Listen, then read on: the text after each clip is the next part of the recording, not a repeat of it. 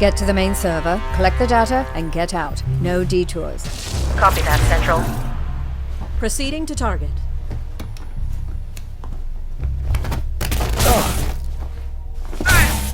Insertion was clean. Alarm level holding steady.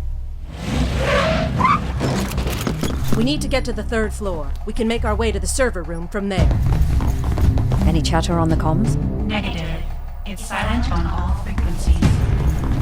They should have detected us by now. Receiving priority 1 transmission. They're onto you. Get out. Get out of there!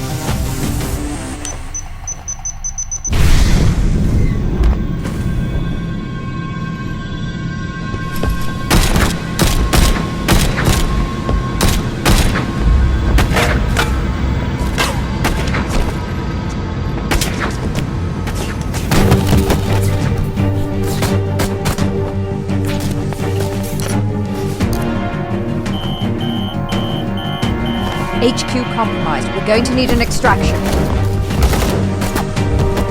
I've got Incognita. Deckard and International are on their way. Get to the roof. I'll cover you.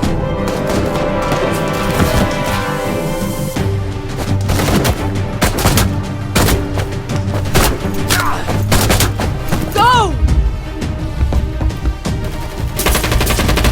Decker, how long till extraction? 30 seconds.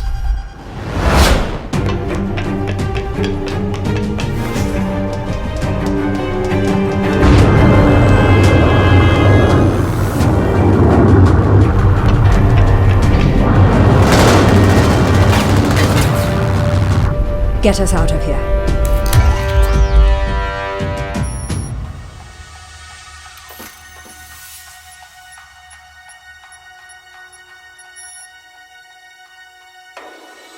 We've got work to do.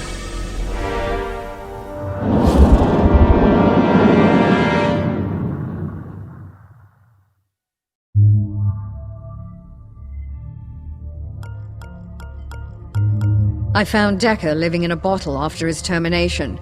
He's cleaned up since then, but I keep eyes on, just to be sure. The 20th century thing is an unfortunate affectation, but I'm not paying him for his fashion sense.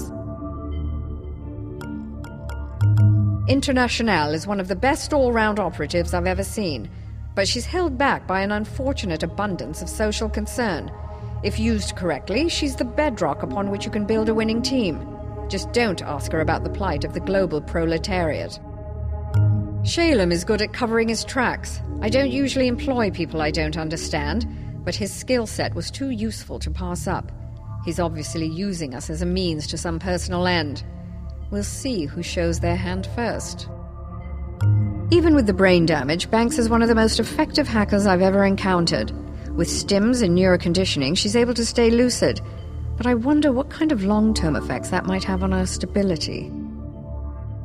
Tony Zhu's academic papers may as well be in binary to me. I've been told by very clever people that they're very impressive, but I'm more impressed in practical results. He plays the absent-minded professor character well, but when push comes to shove, he knows exactly what the score is. Muratova is a deadly weapon in human form. One would think that such an aggressive style would be a liability. She makes it work. Just try not to make any sudden moves in her peripheral vision if you want your arms to remain in their sockets. Most people find Sharp off-putting because of his cybernetic enhancements. I find him off-putting because he's a sociopath with almost no regard for human life. I shudder to think what he's capable of, and I say this as a person who spends most of her time interfacing with a disembodied artificial intelligence. Esther is one of our newest recruits, and she shows great promise. She's certainly motivated to get back at the Corps after the smear job they did on her. I don't keep up with the holovids, but even I had heard about her so-called youthful indiscretions. The Corps are never more ruthless when they are trying to control their public image. I feel the same may be said for Esther. My name is Olivia Gladstone. I ran the Pan-Euro InfoSec agency back when sovereign governments was still in fashion. After the war, I founded Invisible Inc., a freelance intelligence agency. We may work for the Corps, but only to serve our own ends. We've been gathering intelligence for years, waiting for the opportunity to bring the whole machine crashing down. Unfortunately, they found us first. Derek was a promising young recruit in the PEIA when the resource wars broke out in the 50s. He was my chief information officer during the height of the conflict, and his elite hacking skills have pulled more than a few missions out of the dustbin. When the war ended, the price on his head forced him underground. I'd been buying intelligence from Monster for ages before realizing that it was Derek. What can I say? When it comes to covert InfoSec operations, I know more than any living human being on the planet. This is not boasting, it's an undeniable fact, bought with long, hard decades of experience. We could have won the war. I still believe that. But our early efforts were hamstrung by incompetent leadership that refused to accept the severity of the situation. When the director finally realized how bad it was, he defected to the corps. I took over and made it our first priority to recapture him before he gave away too many of our operational secrets. I pulled the trigger myself, and I would do it again in a heartbeat. Draco's methods were certainly unconventional, and I took heat for recruiting him. But what my superiors failed to understand was that we were not fighting a conventional war, and we could not afford to limit ourselves to conventional tactics. The corporations had deeper pockets than we did, and were wholly unaccountable to the system of international justice. I didn't have the luxury of restraint. I was charged with interdicting the enemy's security operations as efficiently as possible. And if bad things happen to a couple of their corpses along the way, I make no apologies. Someday I'll get around to his silly vampire book. Who has time to read nowadays anyway? Colette was headstrong, aggressive, unpredictable, arrogant, hard to work with, and absolutely worth the trouble. She was the master of the smash and grab. No agent that I've worked with since could match her speed and ferocity in the field. In hindsight, this was probably her undoing. Had I maintained better discipline amongst the PEIA agents, we may not have lost the Istanbul run. Derek puts on an air of self-interest, but he's got more skin in this game than he's willing to admit. He saw the nasty side of corporate power as an orphan back in Manchester, and he's never forgotten it. He's able to put some of those feelings aside for the sake of business, but when the chips are really down, he can still be counted upon. When I was captured, the agency wrote me off. I don't blame them. Not many people walk out of a deprogramming chamber the same person they went in as. But Derek kept looking. He tracked down the facility where they were holding me and was able to remotely hijack a nanofab within. A single neural disruptor in the right hands at the right time can make all the difference in the world. Esther is one of our newest recruits, and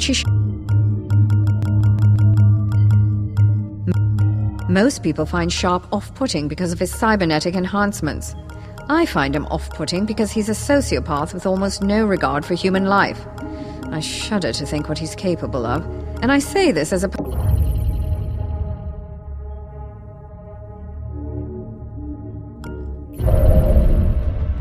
Operator, are you there?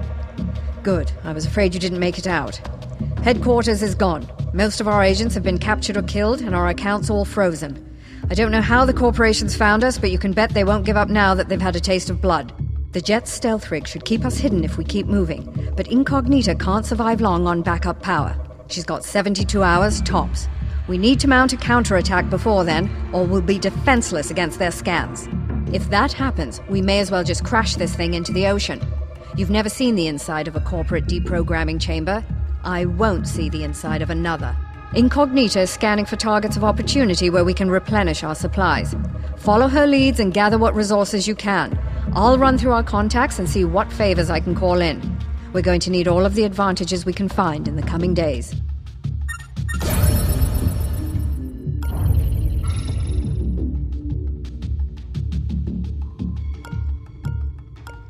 Executives are notoriously slack when it comes to network security, and their terminals are full of interesting information. We found a lightly guarded executive complex here. Get in, find the computer, and steal their contact list. Then we'll have our pick of future targets.